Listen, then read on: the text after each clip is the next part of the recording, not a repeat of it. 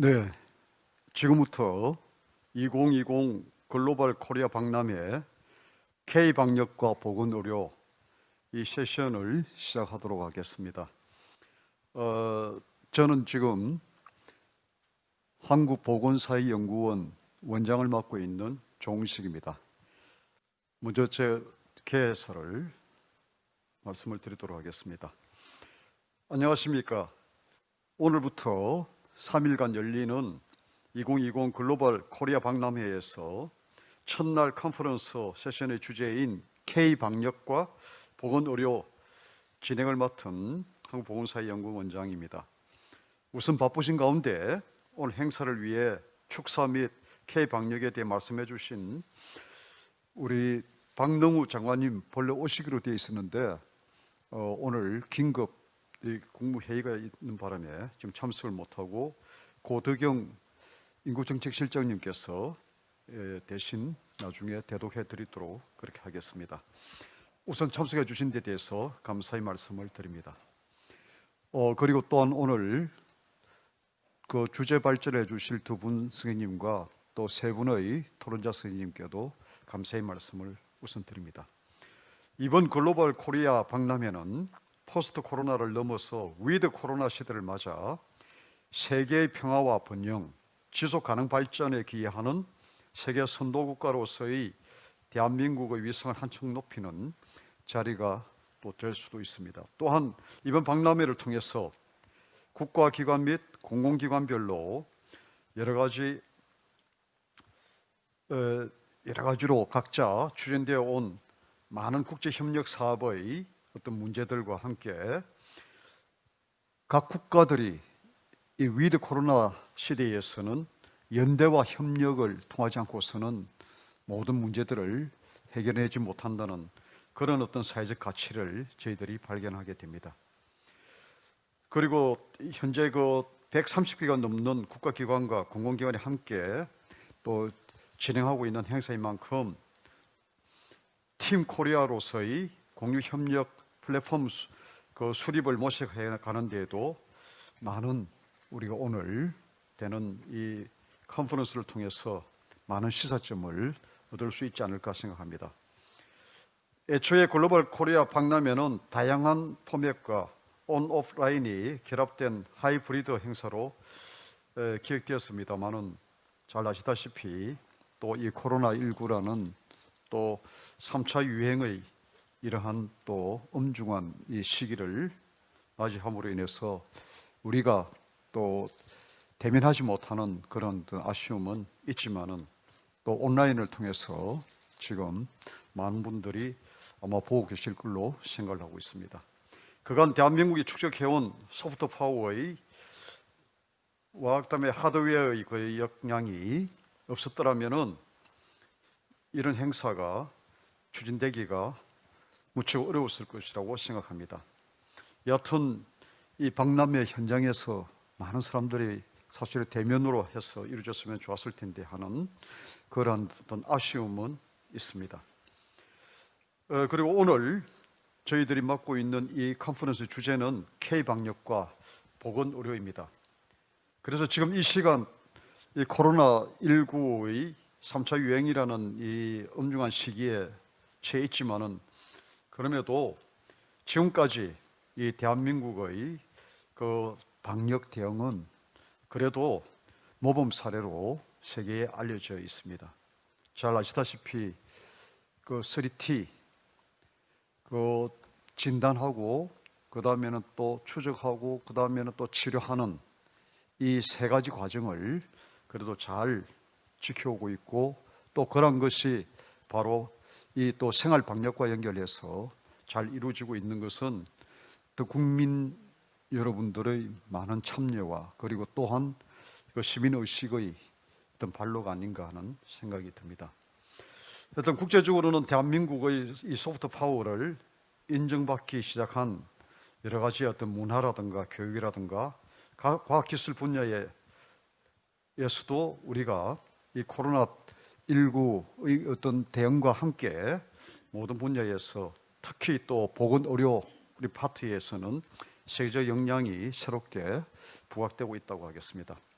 이 포스트 코로나 시대에 K 방역의 체계를 점검하고 한국판 뉴딜을 국제적인 여러 리더십 요청에 대응해서 또 세계를 선도하는 하나의 적극적인 우리 한국의 역할이라는 것을 다시 한번 다짐하고 또 앞으로 발전해 나가는 오늘 계기가 되었으면 좋겠습니다. 아무쪼록 오늘 이 행사를 통해서 우리가 이 방역과 함께 또 이 보건 의료 여러 가지 어떤 산업이라든가 그리고 또한 국민들의 건강 그리고 또 사회보험 체계 등등에 대해서 다시 한번 짚어보고 또 한 번 더 발전해야 하는 큰 계기가 되기를 바람하지 않습니다. 대단히 감사합니다.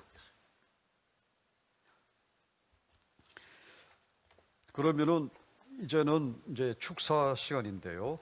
이 장관님 축사를 대신해서 고덕영 우리 실장님께서 대독해 드리도록 하겠습니다.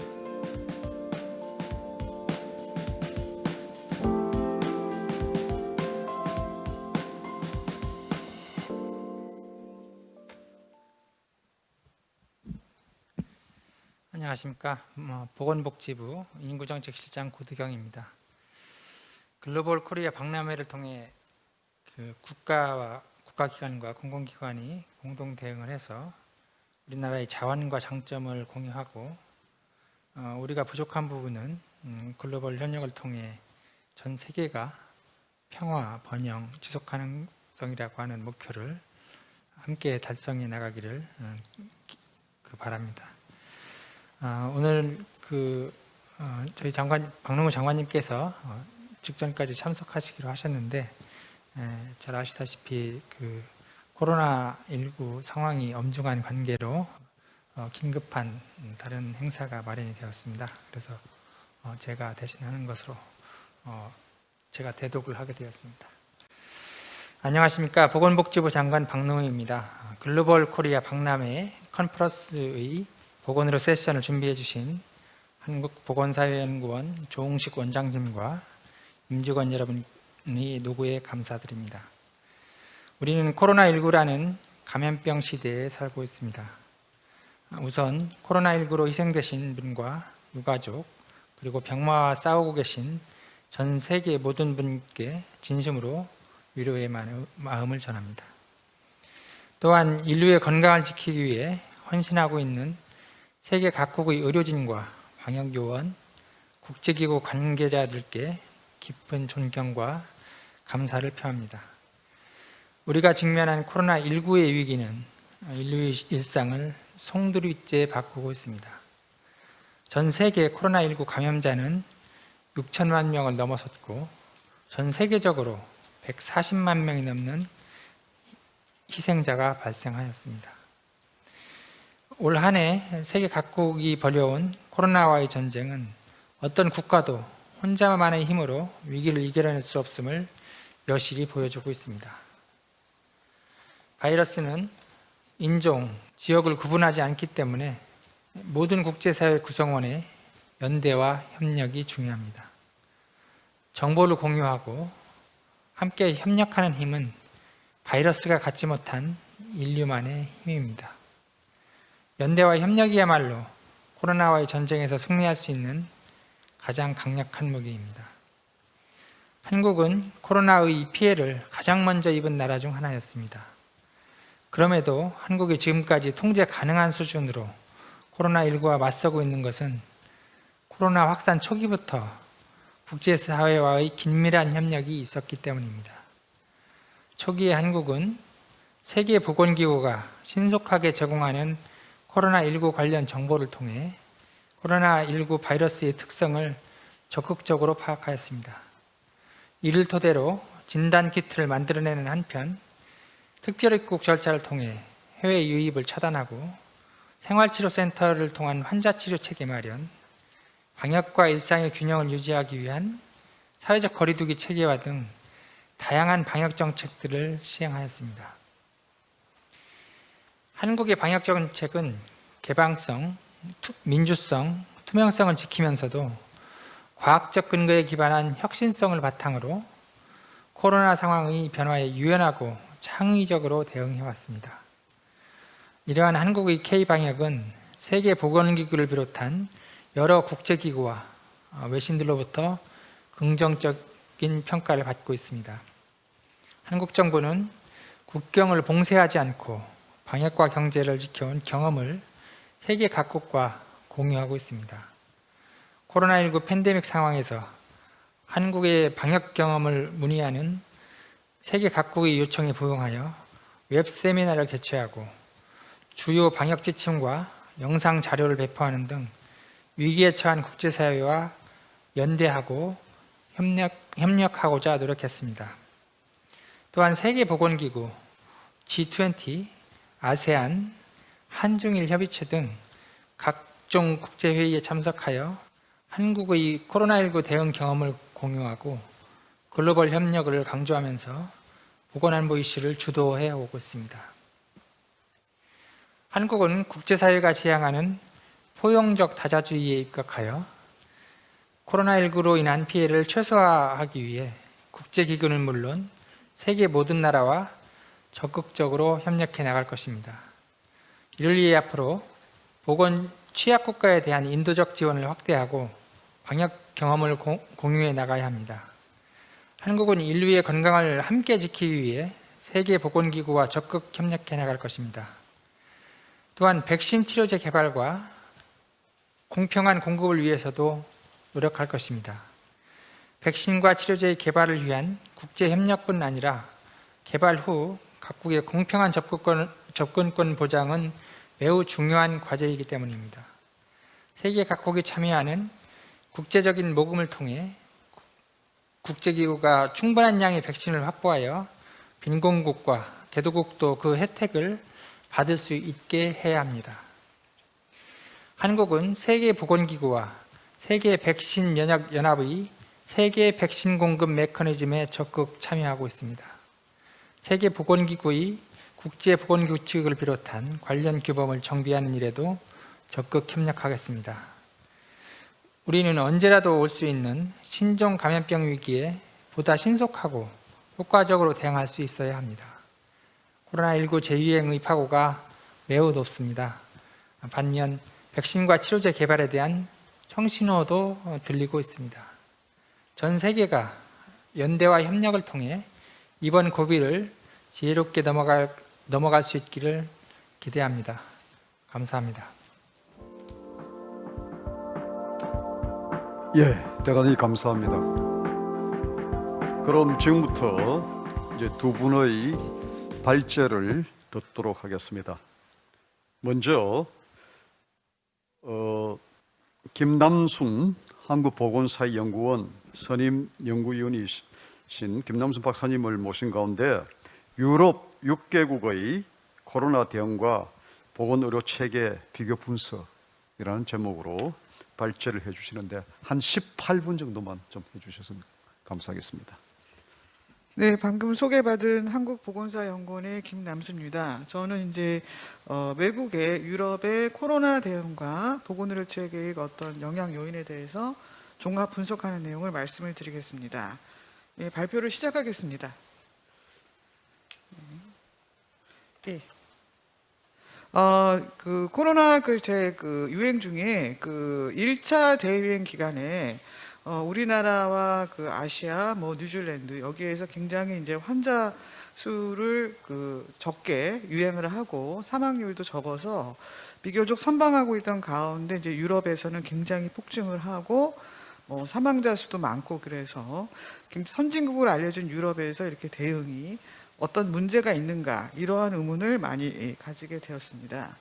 그래서 이거는 이제 1차 대유행에서 지금 제가 말씀드린 6개국 프랑스, 이탈리아, 독일, 영국, 스웨덴, 핀란드 상황을 보면 상당히 이제 누적 확진자 수가 많은 상황을 보실 수 있습니다.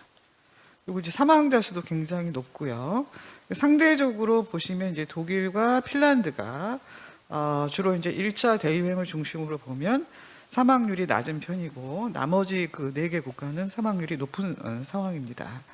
그래서 이제 이러한 상황에 대해서 영국과 프랑스 혹은 다른 국가들이 왜 우리가 이렇게 대응을 잘 못하고 있는가라는 거에 대해서 보시면 그 폴리티코 지어제에서 보면 이제 프랑스의 상황이 2차 세계대전 당시에 이상하게 프랑스가 독일에게 그 좌우의 대립으로 잘 대응을 하지 못해서 패배한 것과 같은 현상이 지금 나타났다. 이런 언론이지만 이런 평가를 내리고 있고, 그 다음에 이제 영국의 상황에 대해서는 퍼블릭 헬스 잉글랜드, 우리나라로 치면 이제 질병관리청에 해당되는데, 이 조직이 왜 처음부터 이런 위기에 잘 주목하지 않았느냐. 그리고 이제 그 과학자문위원회, 세이지라든가 이런 여러 훌륭하신 그 위원회나 이런 참여하시는 분들이 있지만 충분히 기울이지 않아서 우리의 시스템은 이제 재난적 실패로 귀결되었다. 이래서 이건 이제 란셀 그 편집장이 자국의 그 상황을 이렇게 평가를 하고 있었습니다. 그 다음에 이제 스웨덴에 대해서는 이제 여기 계신 분들도 다 아시겠지만 많은 이제 그 논란이 되었죠. 다른 나라들과 좀 다른 정책들을 취했는데 그 스웨덴의 상황에서 이거는 실패로 봐야 되느냐, 뭐 어떻게 봐야 되느냐. 지금도 아직도 이제 이거는 논란이 있을 수 있는데 최소한 제가 생각하기에는 이제 이 스웨덴의 우리로 치면 질병관리청장님 되시는 분, 이 분이 말씀을 하시기를 만약 처음으로 들어갔다면 좀 더 강력한 조치를 취했을 수도 있다. 그리고 이제 노인 환자에 대한 보호를 잘 못한 것은 스웨덴의 뭐 정부나 입장에서도 인정을 하고 있는 그런 상황인 것 같습니다. 그리고 이제 최근에 이 사망자 수가 다시 이제 증가하고 있는 양상을 볼 수가 있어서 현재까지 이런 상황을 종합해보면 스웨덴이 어떤 그 다른 국가와 다르게 취한 그 전략이 성공했다고 볼 수는 없다, 이렇게 생각이 됩니다.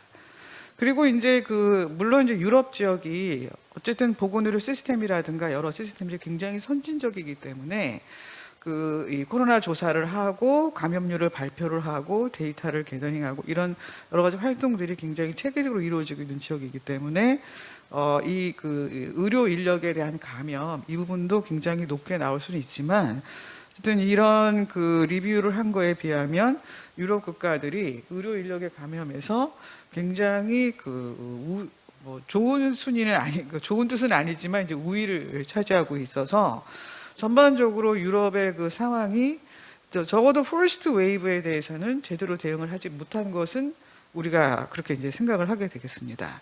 그럼 왜 이런 일이 우리가 생각하기에는 우리나라보다 혹은 뭐 이런 아시아나 아프리카, 남미 국가보다 굉장히 선진국인 유럽에서 왜 이렇게 대응을 잘 하지 못했느냐라고 하는 이제 그런 의문이 저희가 가질 수밖에 없을 것 같습니다. 그래서 좀 고민을 했는데 이 코로나 바이러스의 동종 계열인 사스와 메르스가 사실은 지난 10년간에 약 5년 정도의 주기를 가지고 유행을 했었습니다. 그래서 메르스 같은 경우에는 우리나라에 굉장히 크게 유행을 했지만 유럽에서는 그렇게 환자 수가 많이 집단적으로 발생했다거나 사망을 했다거나 이런 케이스가 없고 지금 보시면 적어 4케이스, 3케이스 이런 식으로 돼서 사실 유행을 했다고 볼 수가 없는 상황입니다.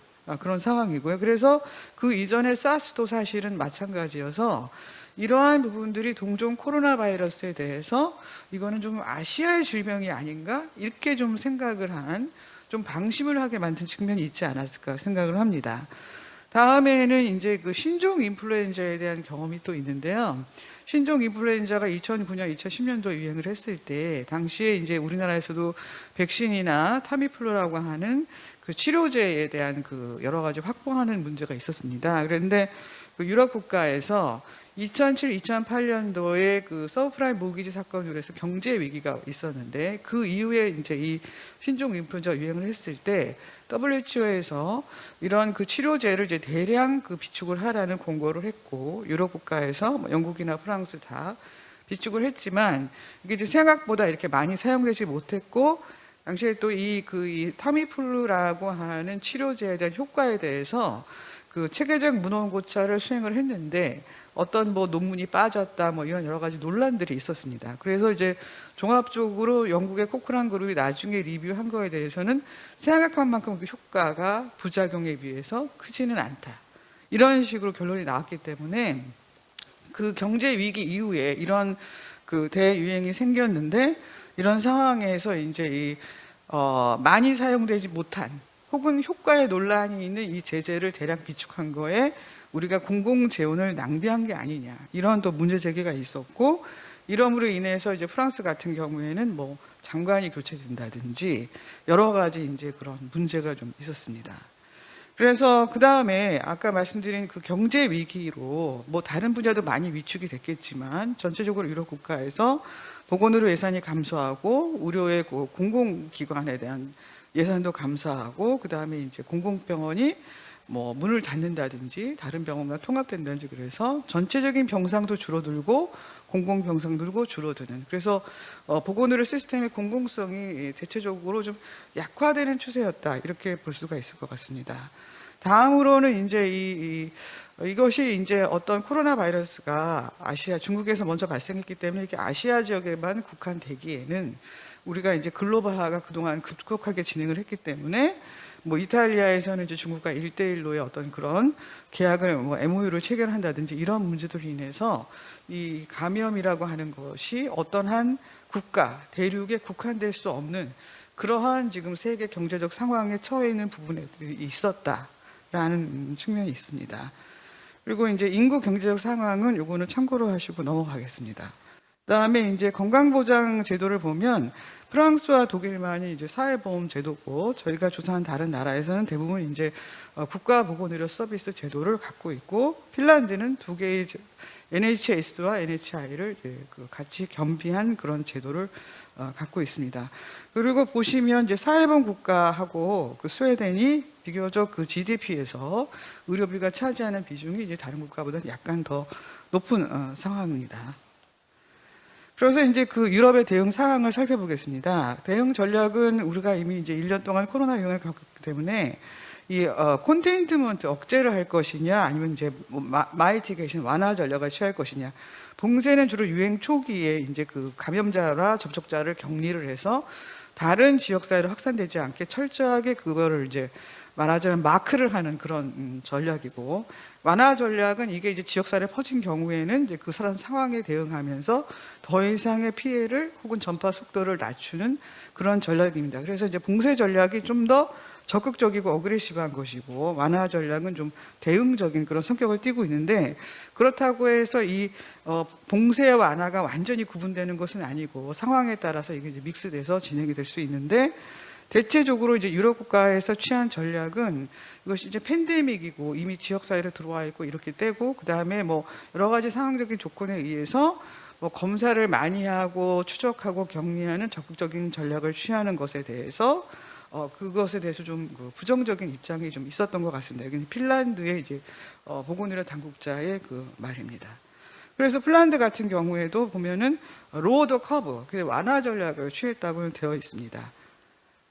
그런데 실제적으로는 이렇게 이제 하려고 했어도 워낙 이제 코로나 유행이 확산되고 그렇기 때문에 이 조사를 하는 거를, 검사를 하는 걸 보시면 그렇다고 유럽 국가가 우리나라보다 검사를 적게 했다든지 그런 것은 아닙니다. 시간이 진행되면서 진단 시스템을 갖추고 이렇게 하면서 상당히 많은 수의 검사를 했고, 그 오른쪽에 더 그 검사를 많이 한 쪽에 보시면 뭐 독일이나 노르웨이라든가 그 다음에 뉴질랜드 이런 국가들이 거기 그쪽에 좀 속해 있고요. 그래서 결국 결과적으로 보면 검사를 적게 한 것은 아니다, 유럽 국가들이 그렇게 하죠.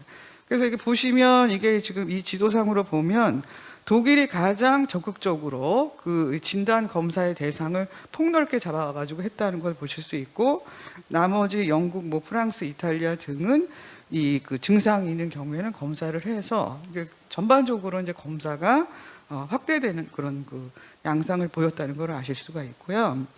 그래서 이제 근데 이제 문제는 이제 2월, 3월, 4월 이 초기의 상황이 이제 문제가 되는 건데요. 프랑스에서는 이제 뭐 여러 가지 뭐 재료의 부족이라든가 그 다음에 이제 전략적으로 혼선을 빚는다든가 이런 문제가 이 내용에 이렇게 읽어보시면 아시겠지만 이런 논란이 있었다는 걸 알 수 있고요. 그래서 이 전략이 이제 3월 28일에 초기에 그 검사를 적극적으로 하지 않는 전략이 3월 28일에 이제 반전이 됐다, 이런 내용이 있습니다. 찾아볼 수 있었습니다.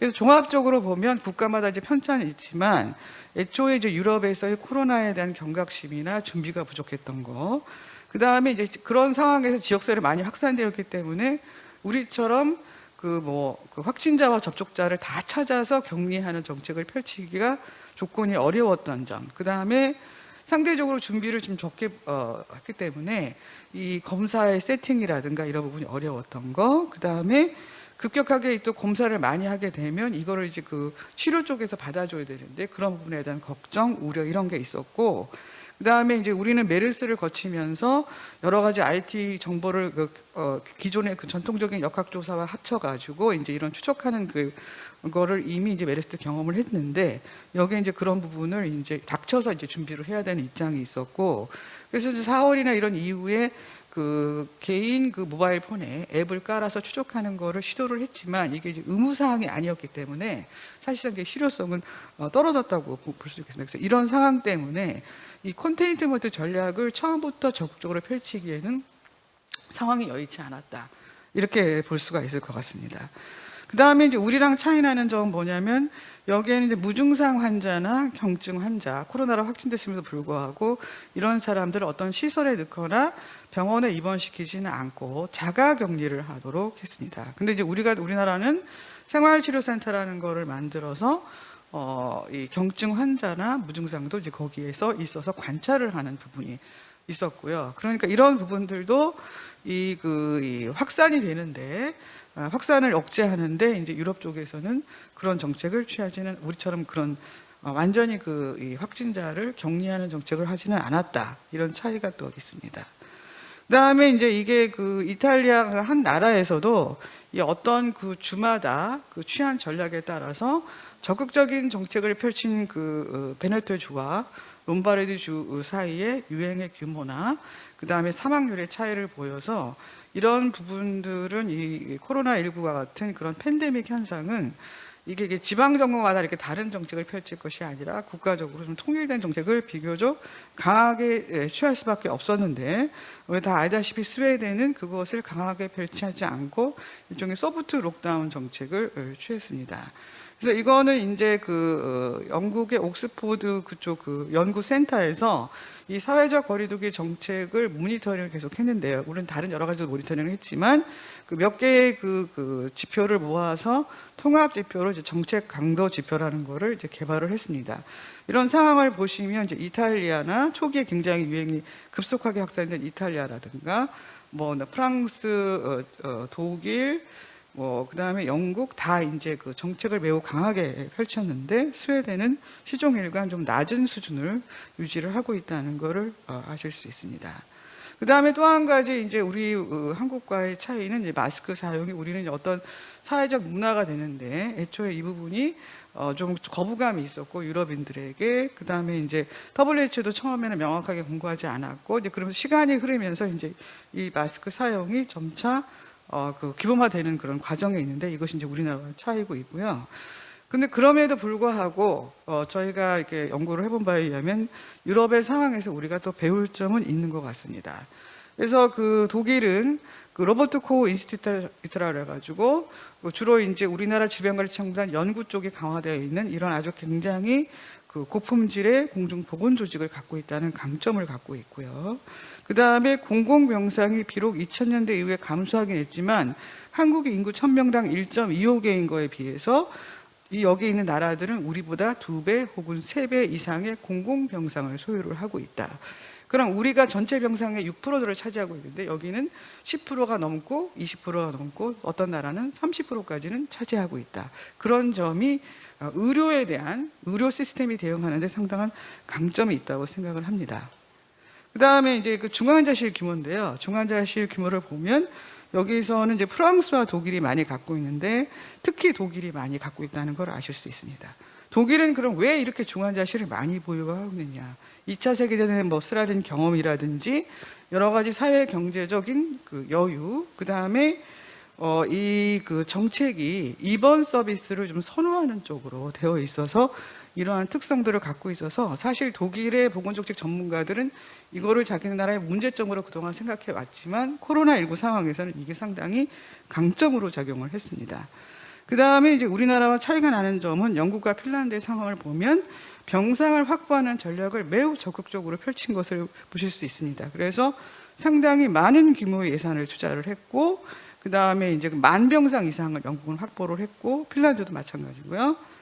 그 다음에 이제 이 병원이라고 하는 것이 중앙 집중적으로 관리가 되고 있고 매우 효율적으로 관리가 되고 있다는 것을 아실 수가 있습니다. 그리고 뒤에 독일의 경우에는 중환자실 등록 시스템을 갖고 있어서 실시간으로 어디에 어떤 병상이 어느 정도 사용되고 있어 어떻게 가용할 수 있다라는 거를 모니터링하고 있습니다.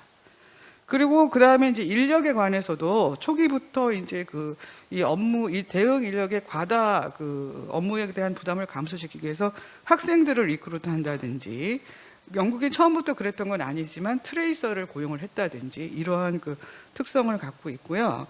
그리고 이제 의료 인력에 이제 은퇴한 인력을 활용하는 그런 문제가 있었고, 그 다음에 이제 우리나라에서도 언론에서 많이 보도됐지만 의사 인력을 증원을 추진하고 있습니다. 그 다음에 제가 또 놀랐던 건 프랑스 정부에서는 이 의료 인력에 대한 임금 인상을 위해서 상당히 막대한 규모의 예산을 투자를 하고 있습니다. 이거는 이제 기존의 간호사라든가 이 공공병원에 근무하는 의사들의 임금이 낮은 문제로 불만이 많았기 때문에 시위도 하고 그래서 이런 부분들이 이렇게 정책적으로 추진이 되고 있는 것 같습니다. 그 다음에 이제 앞서 옥스퍼드 대학에서 가버먼트 스트린지 인덱스를 만들었다 이런 것들의 내용에서 보시면 알겠지만, 우리나라는 대응은 잘했지만 이런 어떤 데이터라든가 정보라든가 분석 이런 부분들이 좀 원활하지 못했다고 생각을 하는데, 이러한 부분이 상당히 강점이 있다고 저는 느꼈습니다. 그래서 이제 결론을 말씀을 드리면, 전반적으로 현대 시대에 이제 바이러스는 국경이 없고요. 그 다음에 이제 이런 감염병이라는 공중보건 위기가 국가의 경제라든가 국민의 일상에 엄청난 영향을 미치기 때문에 이것은 역시 보건 안보의 문제로 접근을 해야 된다. 그런 보건 안보의 문제로 접근을 한다는 건 뭐냐면, 우리는 보건의료 시스템이 레질리언스, 보건성과 그 다음에 지속 가능성을 갖추는 것을 의미한다. 그리고 이제 기존의 만성질환이라고 하는 것이 굉장히 지금 고령화 시대에 우선순위가 높은 질병이어서 그동안에 주로 이제 신자유적인 정책과 맞물려서 효율성을 중심으로 보건의료 체계를 관리를 해왔다면, 지금은 이 감염병으로 인한 공중보건이 혹은 다른 재난으로 인한 공중보건 위기와 만성질환 관리라고 하는 것을 동시에 관리할 수 있는 보건의료 시스템에 대한 우리가 고민이 필요하다. 그리고 유럽 국가에서 비록 초기 대응에 많은 문제가 있었으나 중간 이후에 정책이나 전략을 많이 정비를 했고, 그 다음에 병상이나 인력이라든가 이런 것들을 확보하기 위해서 매우 근본적이고도 적극적인 대규모 예산을 투여하는 그러한 정책을 펴왔다라고 생각이 됩니다. 그래서 최종적으로 정리를 하자면, 초기에 코로나 바이러스 때는 경각심도 부족했고, 유럽의 경제 위기 이후에 위축된 공중보건 의료 인프라가 코로나19 대응에 부정적인 영향을 미친 것으로 생각이 됩니다. 그런데 이제 그리고 이제 이런 것들이 그렇기는 하지만 각 나라마다 사회문화적 맥락이나 공중보건 시스템을 얼마나 잘 보존을 했느냐, 병상을 어느 정도 갖고 있느냐, 의료 인력을 얼마나 잘 관리를 했느냐 이런 거에 따라서 실적은 이 결과는 상당한 차이를 보고 있고, 그다음에 이제 정치 지도자의 보건 안보에 대한 인식, 그다음에 이런 부분들이 이 더 잘 대응하는 국가일수록 이런 특성을 갖고 있다.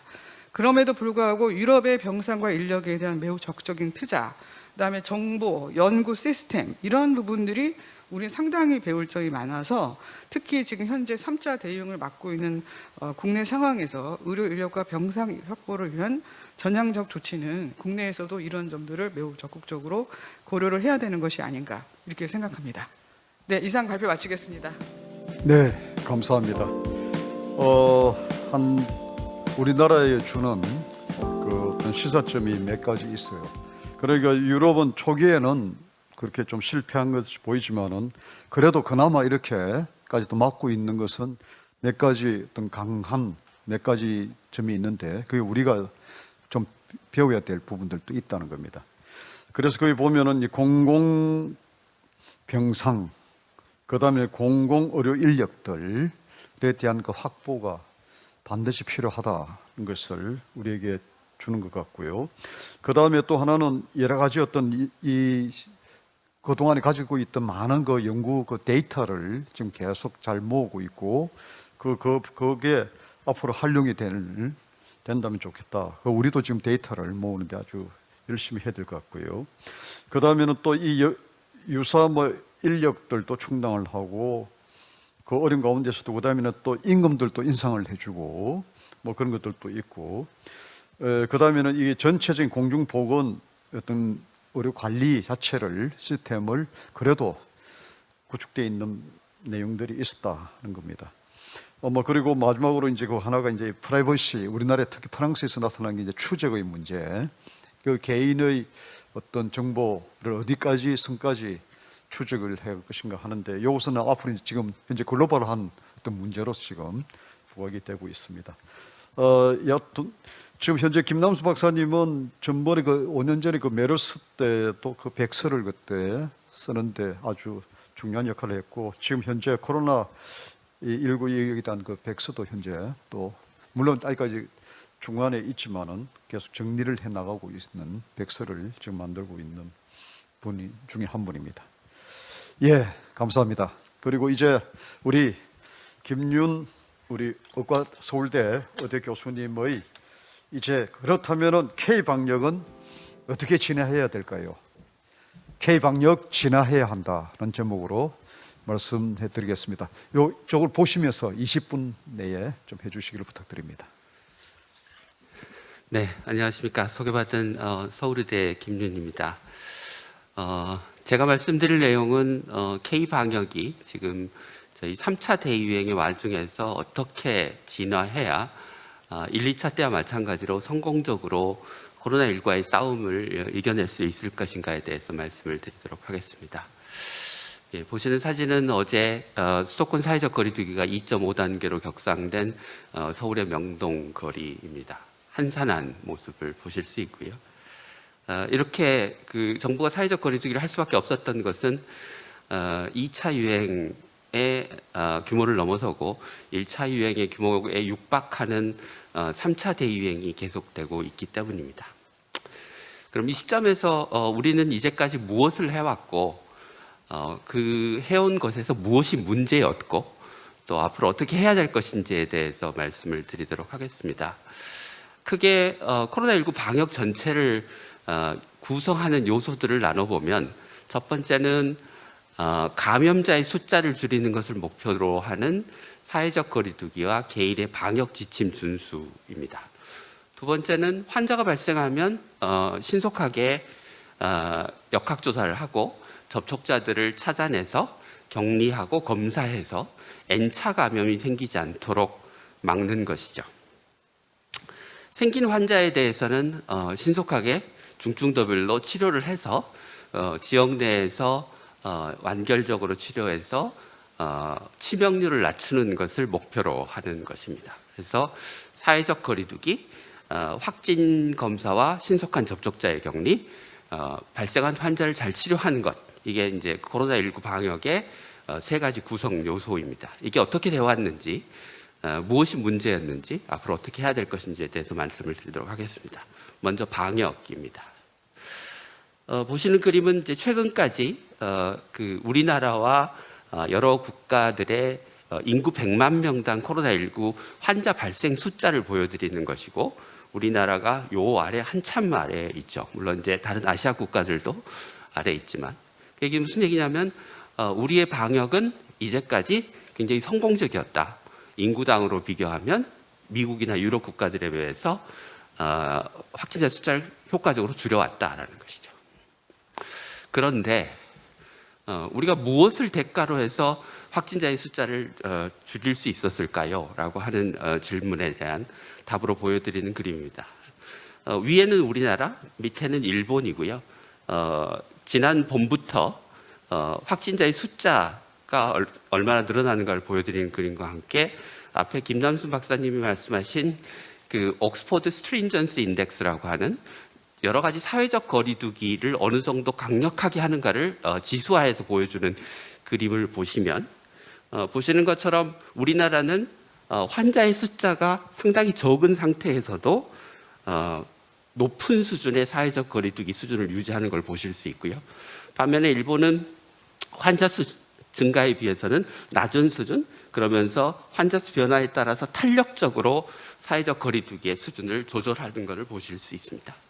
그러니까 우리는 굉장히 강력하게 그리고 환자 수가 적은 상태에서도 높은 수준의 사회적 거리두기를 지속적으로 유지해 왔다는 것입니다.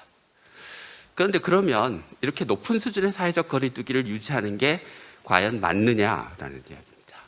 미국과 유럽에서 쓰고 있는 확진자 발생의 수준을 분류하는 체계에 따르면 인구 10만 명당 1명은 가장 낮은 수준의 환자 발생 단계입니다. 이 기준을 우리나라에 적용하면 518명이 됩니다. 소위 폭발 단계라고 하는 것은 우리나라로 치면 하루에 한 13,000명 정도의 환자가 생겨야 폭발 단계인 거죠. 아직 한참 멀었습니다. 사회적 거리두기를 굉장히 강력하게 한 것과 함께 또 그렇게 할 수밖에 없었던 이유 중에 하나는 우리가 충분한 중환자를 치료할 수 있는 병상을 확보하지 못하고 있었기 때문입니다. 보시는 그림은 지난 여름에 2차 대유행에서의 환자 발생과 거기에 대응한 사회적 거리두기의 단계를 어떻게 했는지를 보여드리는 그림인데요. 여기서 주목하실 부분은 요 9월 12일 이후의 상황입니다. 보시는 것처럼 피크를 찍었던 게 2주 동안 환자 수가 계속 감소했고 환자의 수준은 주 평균 135명이었습니다. 그러면 굉장히 낮은 수준이었고 안정된 상태였죠. 그럼 만약에 우리가 충분한 병상이 있었으면 이 시기에 사회적 거리두기 2단계를 유지하지 않고 그보다 훨씬 더 낮은 수준의 사회적 거리두기 단계로 내릴 수 있었을 것입니다. 그만큼의 피해는 그러니까 정부가 병상과 인력을 확보하지 못해서 높은 수준의 사회적 거리두기를 유지할 수밖에 없었던 피해는 자영업자와 소상공인과 비정규직에게 돌아갔죠. 사회적 거리두기의 효과를 보여드리는 애플에서 제공하는 이동량 데이터입니다. 보시는 것처럼 우리나라는 지난 1월부터 이동량이 크게 감소해 왔고 8월 달에도 한번 크게 감소하고 지금도 사회적 거리 단계를 조정하니까 이동량이 크게 감소하고 있는 상황입니다. 미국이나 유럽은 정부가 높은 수준의 사회적 거리두기를 강제해도 사람들의 이동량이 줄어들지 않습니다. 그러니까 방역의 효과는 국민들의 적극적인 참여에 기반하고 있는 거죠. 그런데 그게 정부가 잘 해야 될 병상과 인력을 확보하고 방역 인력을 확보하는 책임을 다한 상태에서 국민들에게 사회적 거리두기의 책임을 요청하는 것이 아니라 자기 일을 다 안 하면서 국민들에게 사회적 거리두기를 요구하고 있다는 것이고요. 그게 결국은 국가의 방역 책임을 현재 국민에게 상당 부분 전가하고 있다 이렇게 평가할 수 있을 것 같습니다. 다음은 치료입니다. 보시는 그림은 5월 말 기준으로 우리나라와 다른 나라들의 단순 치명률과 왼쪽에 보시는 것과 오른쪽은 연령 보정 치명률을 비교한 결과입니다. 연령 보정 치명률을 비교해야 되는 이유는 코로나19가 노인에서는 치명률이 굉장히 높고 젊은 층에서는 치명률이 낮기 때문에 공평한 비교를 위해서는 연령 구조를 보정해서 비교해야 되는 거고 보정한 이후의 결과를 보시면 우리나라는 값이 높아지고 대부분의 유럽 국가는 값이 낮아지는 것을 보실 수 있고 그래서 여기 3.9%를 당시에 기록하던 국가가 스페인이었는데요. 우리나라의 3.3%와 사실 별로 큰 차이를 보이지 않고 있습니다.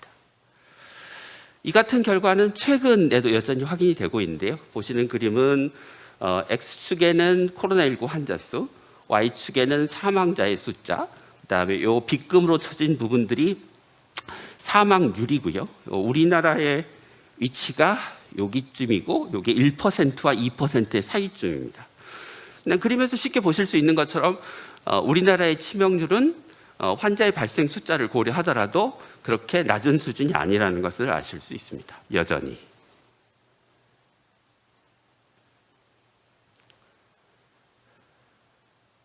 이렇게 된 이유는 뭘까요?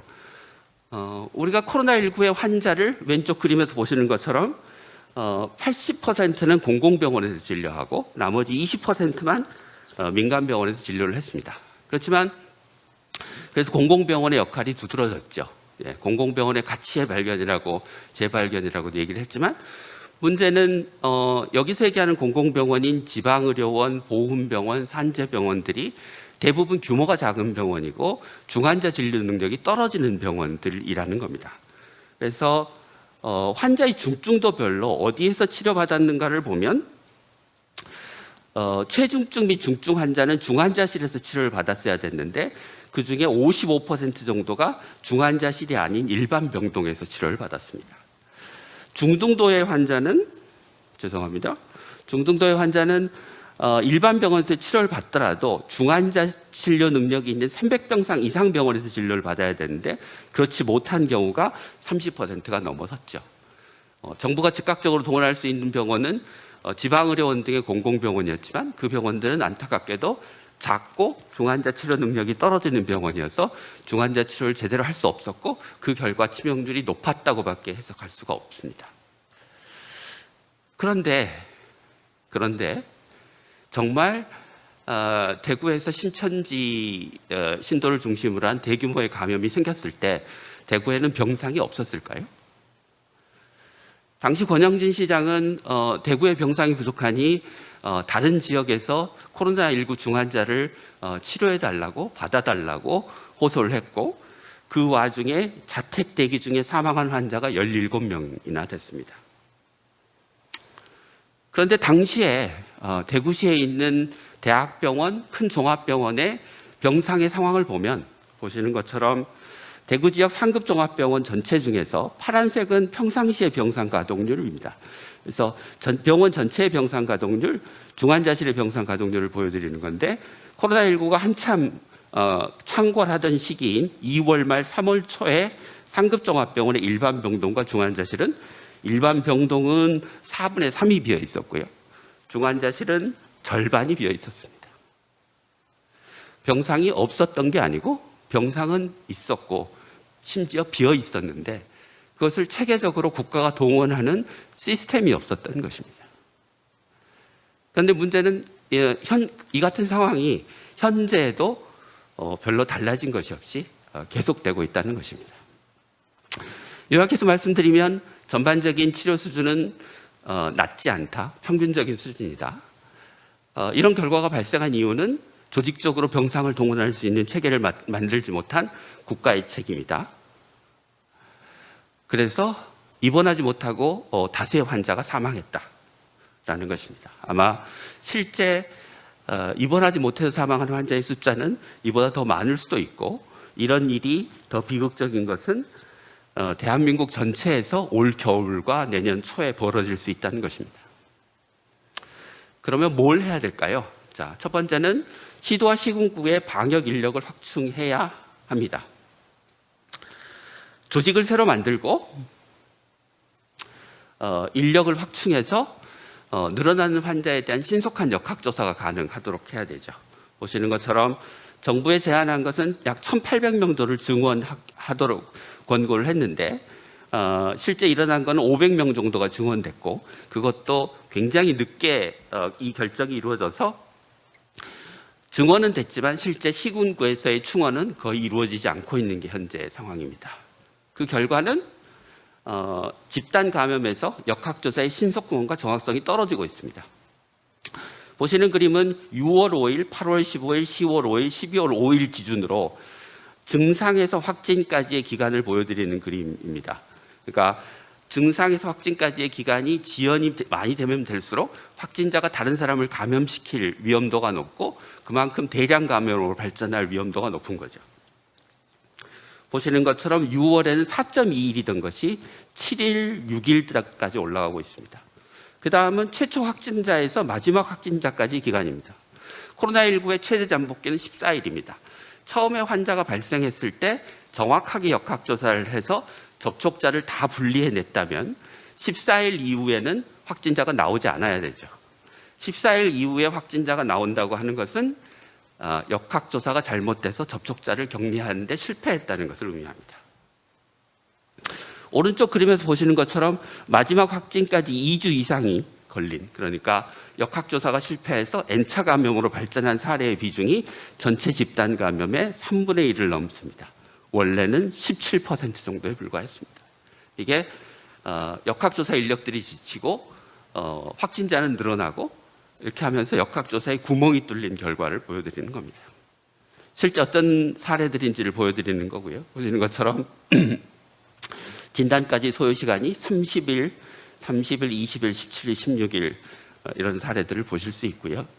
그다음에 감염의 지속 기간, 그러니까 14일 이후까지 N차 감염이 계속되는 사례들을 쭉 12월 4일 기준으로 보실 수 있습니다. 이런 초기 역학조사의 실패는 결국 X축은 감염의 지속 기간, 그러니까 14일이 지난 거는 초기 역학조사가 실패한 집단 감염의 사례들인 거고요. 전체 확진자의 규모를 보여드리는 겁니다.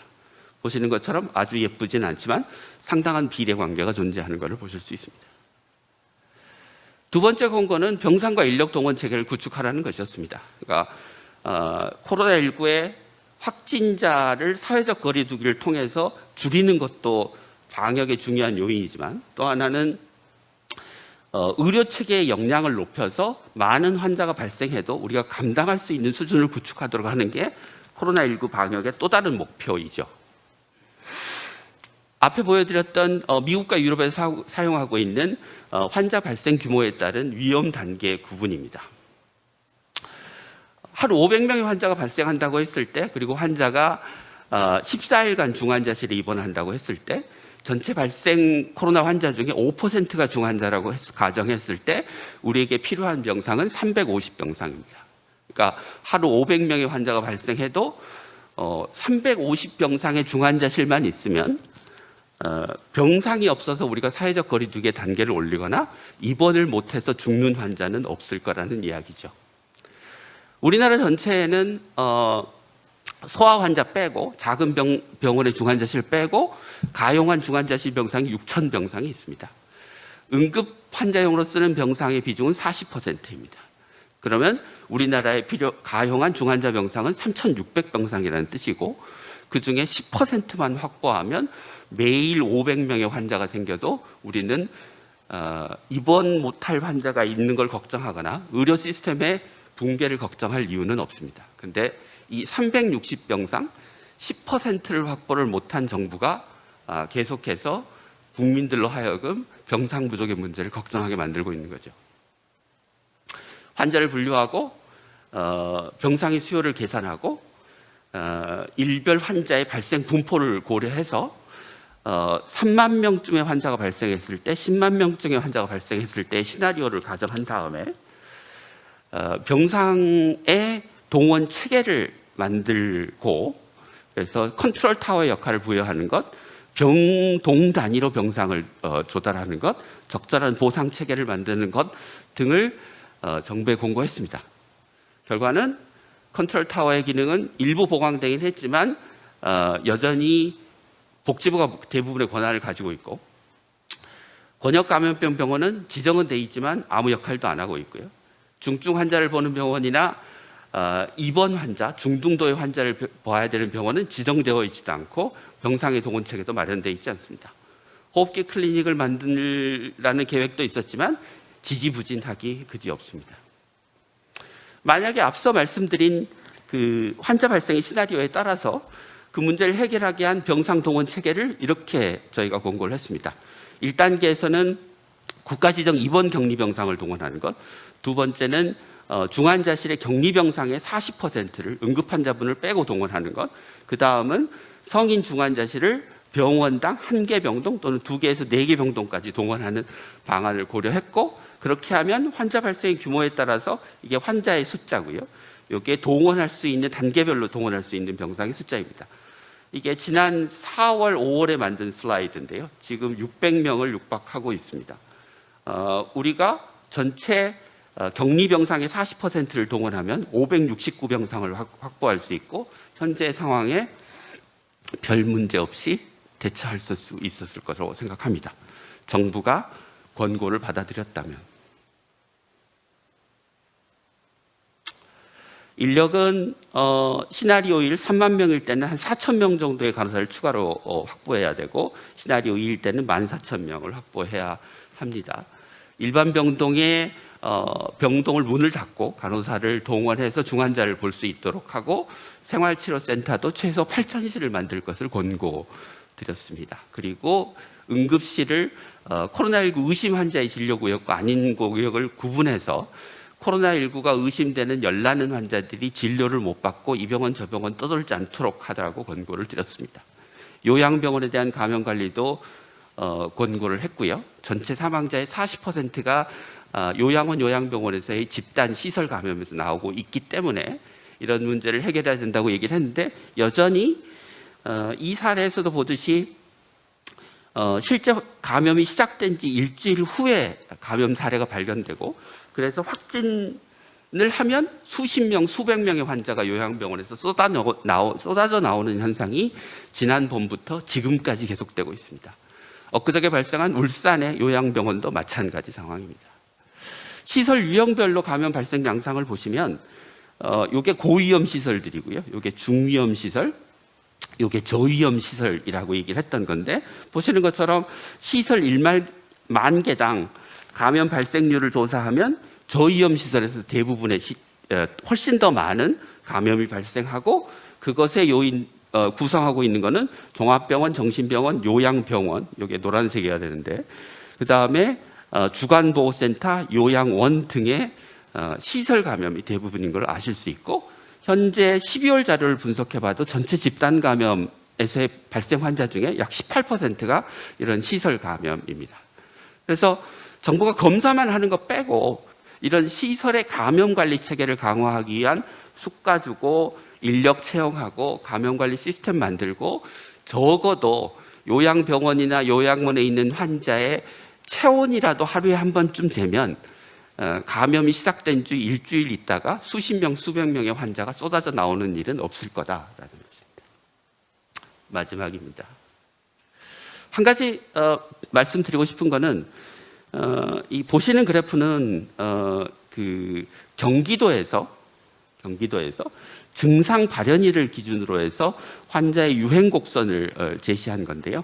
여기 무증상자를 제외한 건데 보시면 사회적 거리두기 2단계가 지난 시행된 지 7일 이후면 확진자 수가 플래토를 더 이상 증가하지 않는 상황에 이르고 10일이 되면 꺾이는 양상을 보입니다. 이게 무슨 얘기냐면 거리두기 2단계의 효과가 있다는 거죠. 근데 정부가 이렇게 판단하지 않는 이유는 뭐였냐? 이런 그래프를 그리지 않았기 때문입니다. 무증상자까지 포함해서 그림을 그려도 비슷한 양상을 보실 수 있습니다. 그런데도 불구하고 실제 환자 수가 늘어나는 이유는 뭐냐?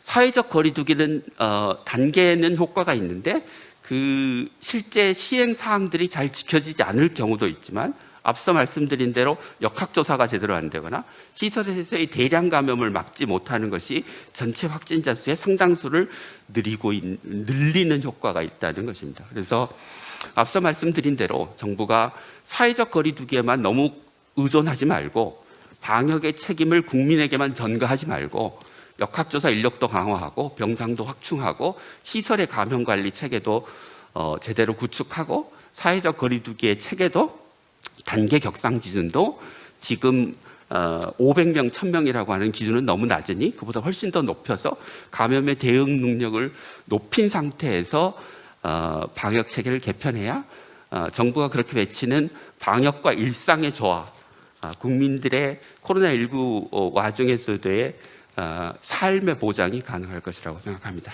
네, 이상입니다. 감사합니다. 예, 대단히 감사합니다. 뭐 여러 가지로 잘 설명을 해주시고 또 정리를 해주셨기 때문에 제가 더 이상 말은 붙이지 않겠습니다. 이제 그 두 분의 발제자 선생님과 세 분의 토론자 선생님 다 단상으로 올라와 주시죠.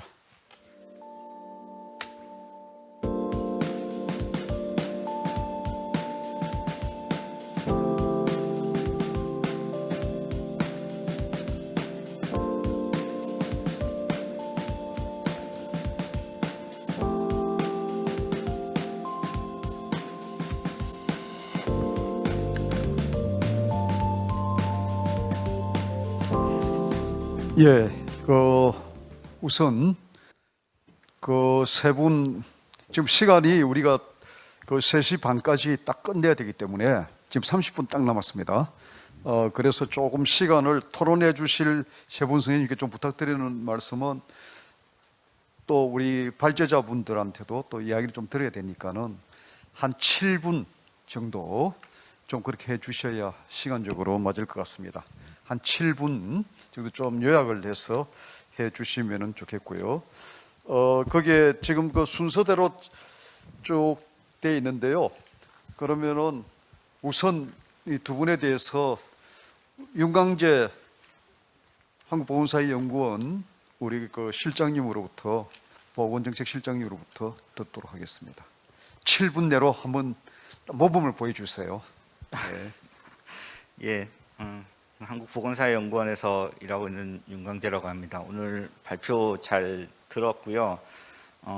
저도 많이 배웠고 의미 있는 발표라고 생각합니다. 그래서 김윤 교수님 좀 이렇게 쓴소리를 많이 해주셨는데 지금 우리나라 현재 대응에 대해서 이렇게 좀 골격을 잡아주시고 또 이제 유럽 사례들로 이제 그 골격을 보충하면서 조금 더 이제 효과적인 대응이 됐으면 좋겠습니다. 이제 오늘은 뭐 학술 행사나 이제 정책 토론회는 아니니까 제가 좀 이렇게 좀 생각한 바를 그냥 자유스럽게 말씀드리겠습니다. 그래서 저는 먼저 이렇게 그 김윤 교수님 제시해 주신 그렇게 한 4가지 정도에 대해서 전체적으로 이제 동의하는 바가 많고 다만 아마 이제 시간이 좀 많았으면 김 교수님께서 더 자세하게 말씀해 주셨을 것 같은데 조금 이제 한정된 것 때문에 이제 말씀 못 해주신 것 같아서 그냥 좀 부과한다는 의미에서 몇 가지만 좀 말씀을 드리겠습니다. 우선 그 인력 확보에 대해서는 저도 이제 당연히 필요하다고 보는데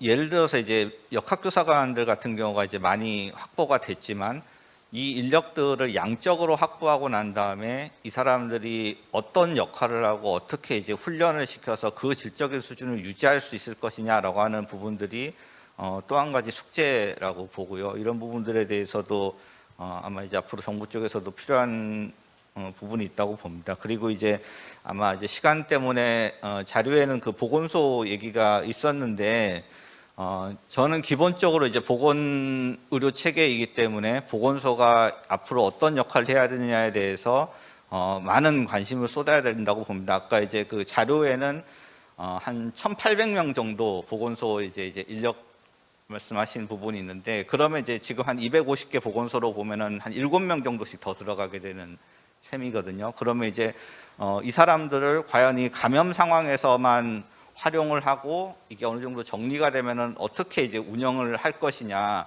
아니면은 요번에 이제 1차 감염 때도 나타났지만은 한번 감염 상황이 크게 터지니까 모두 이제 선별진료소 쪽으로만 집중이 되고 돌봄이라든가 건강진이나 다른 보건소의 여러 가지 기능들이 정지가 되는 상황들이 벌어지거든요. 그래서 과연 이 보건소가 이 감염병 상황에서 어떻게 대응해야 되느냐라고 하는 거에 대해서 뭐 이제 좀 많은 고민이 필요하겠다라는 생각이 좀 들었습니다. 그리고 인력과 병상에 대해서 이제 자원을 동원하는 체계에 대해서도 저도 이제 동의하는 바가 큰데 아마 근데 이제 교수님께서 아시겠지만 사실 이제 동원이라는 표현이 나왔지만 이제 우리나라처럼 이제 민간의 비중이 높은 곳에서 어떻게 동원할 거냐라고 하는 부분은 사실은 좀 쉽지 않은 부분이 있다라고 봅니다. 그러니까 예를 들어서 아까 이제 호흡기 전담 클리닉도 말씀하셨지만 1차 의료기관 같은 경우는 사실 위치라든가 지금 기능에서 호흡기 전담 클리닉이라고 하는 동선 분리가 거의 불가능한 상황이거든요. 그래서 그런 기관들을 어떻게 끌어들일 수 있을지에 대해서는 정부에서도 그렇고 많은 고민이 필요하지 않나라는 생각이 들고 다만 이제 그 중환자 대응에서 우리가 지금까지는 이제 운영의 묘를 발휘해서 대응을 해왔다고 생각을 합니다. 근데 이제 다만 이제 효율성의 관점이겠죠. 그러니까 운영의 묘뿐만 아니라 아까 이제 교수님 말씀하신 것처럼 아예 양 자체를 일정 규모 이상으로 늘릴 수 있도록 하는 선제적인 투자 부분은 반드시 필요하다고 봅니다. 그리고 이제 아까 생활치료센터 잠깐 말씀해 주셨는데 지금 이제 경증 환자 같은 경우는 생활치료센터나 자가격리 통해서 지금 이제 치료를 받고 계신데 지금 이제 요 감염병 상황에서 1차 의료가 굉장히 이제 좀 어려움을 많이 겪고 있는 게 이제 여러 가지 사안에서 나오고 있어서 저는 이제 경증의 생활치료센터나 또는 이제 자가격리 같은 경우는 지역의 이제 내과라든가 1차 의료기관들 그리고 또는 이제 수요가 커진 정신의학과 같은 1차 의료기관을 좀 연계시키고 거기 이제 ICT 기술 같은 것들을 붙이고 또 이제 보통 경증 환자들은 지역에서 이제 생활치료센터나 자가격리를 하기 때문에 이분들이 앞으로 어떻게 이제 이 감염 상황이 진행되는지에 대한 후속 조치까지 감당할 수 있도록 하는 일종의 경증 질환에 대한 1차 의료기관이 전담의 역할을 할 수 있는 시스템을 좀 구축할 필요도 있지 않겠다는 생각이 들고요. 마지막으로 아까 이제 취약 지점에 대해서 말씀해 주셨는데 당연히 이제 요양시설뿐만이 아니라 사실은 요 감염병 상황에서 보건의료뿐만이 아니라 여러 가지 이제 취약 지점들이 나타나고 있습니다. 이제 교수님도 잠깐 말씀하신 것처럼 이제 경제적으로 어려우니까 자영업이라든가 또는 플랫폼 노동 같은 쪽으로 비정규 쪽으로 많이 이렇게 가실 수밖에 없고 또 이분들이 이제 상황이 불안정하기 때문에 사회적인 안전망이 가동이 돼야 되는데 그 사회적인 안전망이 자꾸 이제 외곽 지역으로 벗어나게 되는 거거든요. 그래서 그런 차원에서 요번에 이제 코로나19 상황에서 상병수당 같은 것들이 제도화된 것들이 굉장히 이제 사회 안전망 측면에서 저는 이제 의미 있었다고 생각이 들고 그렇기 때문에 저는 이제 이 K 방역이 진화해야 되는 측면은 교수님 말씀하셨던 보건의료의 측면 플러스해서 안전망의 측면으로 진화할 때 이 K 방역이 조금 더 이제 효과를 발휘할 수 있지 않겠느냐. 그게 바로 아마 이제 휴먼 뉴딜에서 안전망에 기반이 된 여러 가지 산업적인 좀 이제 발전 같은 것들도 요구하는 부분이 있다고 생각이 듭니다. 그래서 이제 다만 이 코로나19가 굉장히 이제 우리 사회뿐만 아니라 보건의료 체계에도 많은 도전을 주고 있는데 여러 가지 어려움도 있지만 이 안전망 강화 쪽으로 해서 조금 더 이제 발전하는 K 방역, 진화하는 K 방역이 되기를 바라면서 예, 저는 이 정도로 마치겠습니다. 예, 감사합니다. 다음에는 한국보건의료연구원의 김수경 박사님 토론해 주시겠습니다. 좀 7분이 좀 지났어요. 네, 보건의료연구원에 소개받은 김수경입니다. 저는 의료기술 평가 제도를 주로 분석하는 연구를 해왔었고요. 환자 안전 연구를 주로 하고 있는데 마침 지난 여름에 김남순 박사님이 유럽 나라의 그 방역 체계를 비교하는 그런 연구를 수행하시게 되는데 함께 리뷰를 하면서 참여하게 돼서 오늘 이 토론에도 참여하게 되었습니다. 사실 저희가 이런 시스템 연구를 하면서 유럽에 있는 나라들은 의료체계의 공공성이라든가 의료 공급 체계에 있어서의 디센트럴리제이션 이런 부분에 있어서 여러 가지 임플리케이션을 주는 그런 나라들이었는데 이번 방역과 관련해서 초기에 여러 가지 문제점들을 노정하면서 저희 유사한 연구자들 사이에서는 과연 이걸 어떻게 봐야 되냐 이런 여러 가지 논란이 있었습니다. 마침 김남순 박사님이 그 연구가 시의적절하게 잘 진행이 되었고 오늘 발표를 통해서 그들 시스템이 가졌던 문제점 그리고 요인 배경을 자세히 검토해 주셨다고 생각을 합니다. 김 박사님 발표는 코로나 팬데믹과 관련한 유럽의 대응에 대해서 국가의료체계 운영 특성을 구분해서 반영하셨고요. 각국의 감염병 그리고 이와 관련한 방역의 경험, 의료비와 의료인력 병상 등과 같은 의료 자원에 대한 투자 정도, 그리고 경제 위기에 따른 긴축 재정 운영의 문제, 그리고 국제화와 외부와의 교류 정도 등으로 구분해서 다양한 대응 방식, 그 결과에 대해서 설명해 주셨는데요. 우리가 확인할 수 있는 그들의 문제점이 아마 우선적으로는 재정 긴축으로 인해 허약해진 의료 체계의 문제, 그리고 방역과 치료 체계가 중앙과 지방 간의 긴밀한 소통, 지원을 통해서 움직인다는 점, 그리고 이와 관련한 리더십이 잘 작동되어야 된다는 점을 중심으로 제시해 주신 걸로 저는 그렇게 이해를 했습니다. 코로나 팬데믹에 대한 초기 대응의 결정이 그 각 국가의 감염병에 대한 대응 경험, 그리고 그 대응 방식에 대한 사회적인 인식을 다양하게 반영하고 있다고 생각을 하는데요. 지적하신 대로 경험이 충분하지 않았고 또 초기에 매시브한 스크리닝에 대해서는 그리고 특히 이제 마스크 착용에 대해서는 우리와는 다른 인식이 많이 작용했던 걸로 보입니다. 그 매시브한 스크리닝에 대한 필요성은 그것이 지나친 의료화가 아닌가라는 그런 우려가 스웨덴이나 북구 나라들에서 좀 확인된 것 같고요. 가깝게는 이웃 나라 일본도 검사는 상당히 더디게 진행되었던 것이 한동안 얘기가 되었었습니다. 그리고 IT를 이용한 트레이싱에 대해서는 말씀하셨다시피 프랑스와 같이 개인의 프라이버시와 충돌하는 부분들이 우리와는 다른 어떤 인식의 차이를 보여주는 점이라고 할 수 있겠습니다. 그런데 이러한 부분들에 대한 어떤 IT 기술을 이런 부분에 적용하는 부분들에 대한 수용성은 예전에도 그 의료 정보를 우리가 정보화를 할 때, IT 기술을 통해서 정보화를 할 때 유럽의 전문가들은 여전히 서면 방식을 고수하면서 조금 수용이 더뎠던 그런 문화적인 차이가 계속 존재했었다라고 말씀드릴 수 있는데요. 다만 이런 인식의 차이뿐만 아니라 그 외 또 다른 요인, 예를 들자면 그 퍼스널 프로텍티브 이퀴먼트 부족이라든가 아까 말씀하신 검사의 면봉을 구하지 못한다라든가 하는 이런 부분들을 고려하면 인식이라든가 문화의 차이 이전에 얼마나 이와 관련한 물품, 진단키트 이런 것들의 수급이 용이한 체계였느냐가 또 하나 굉장히 영향을 미쳤다고 봅니다.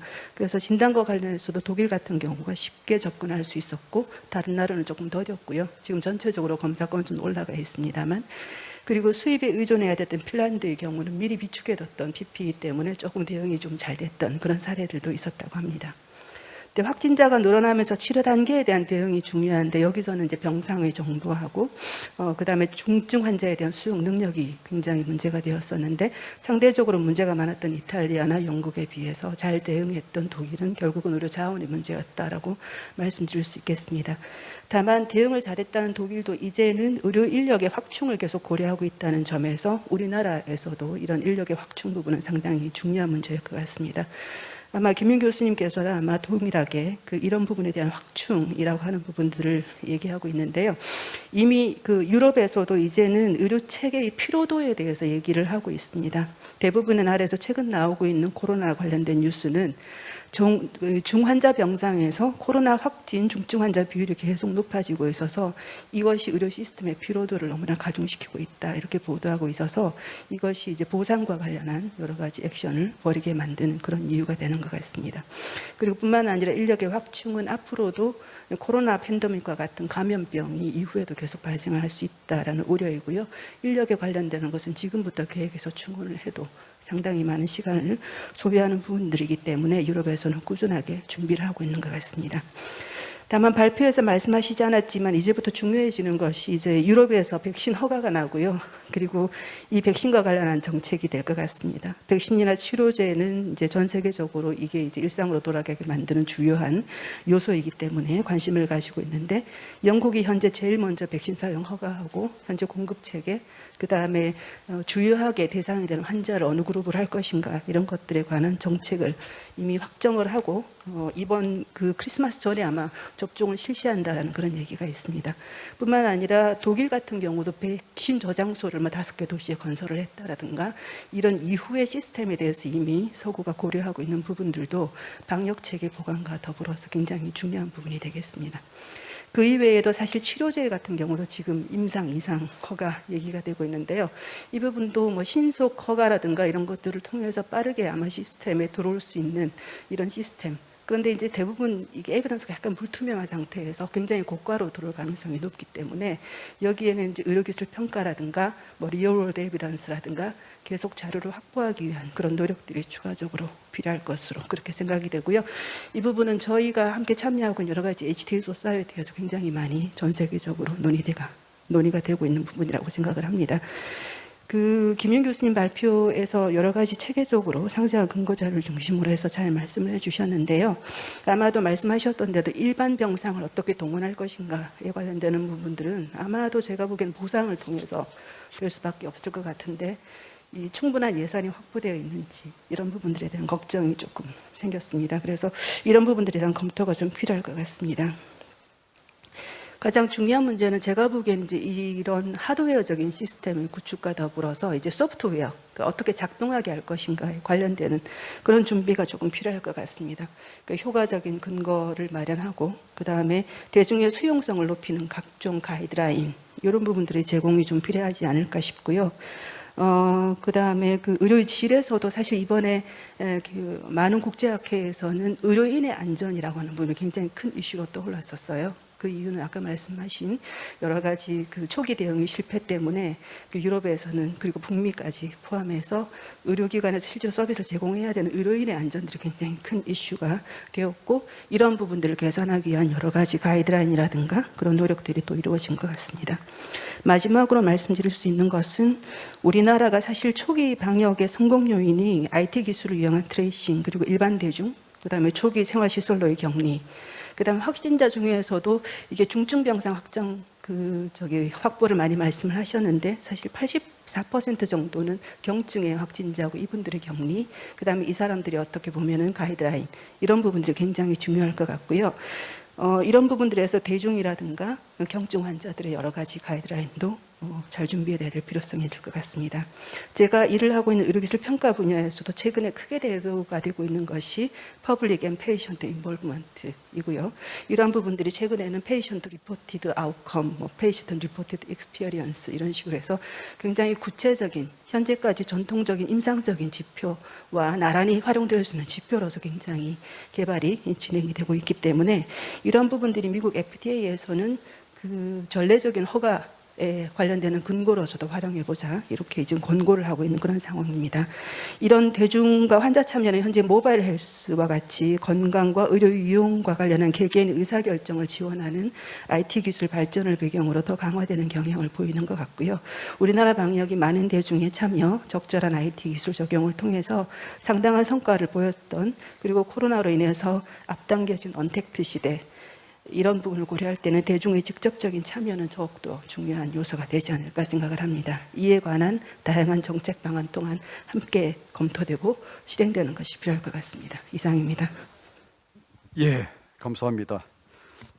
지적된 쭉 해주신 게 한 8가지 정도 아주 되는데 나중에 특히 김남수 박사님이 좀 더 대답을 해 주실 부분이 많습니다. 예, 마지막으로는 사실 굉장히 바쁘신 분인데요. 이 동국대 의과대학 우리 박지혁 교수님이신데 현재 그 경상북도 감염병 관리지원단 부단장을 또 겸하고 계시기 때문에 아마 바쁘신 분이에요. 또 현장에서의 또 이야기들을 또 좀 더 좀 짚어주시면서 좀 토론을 해주시기 바랍니다.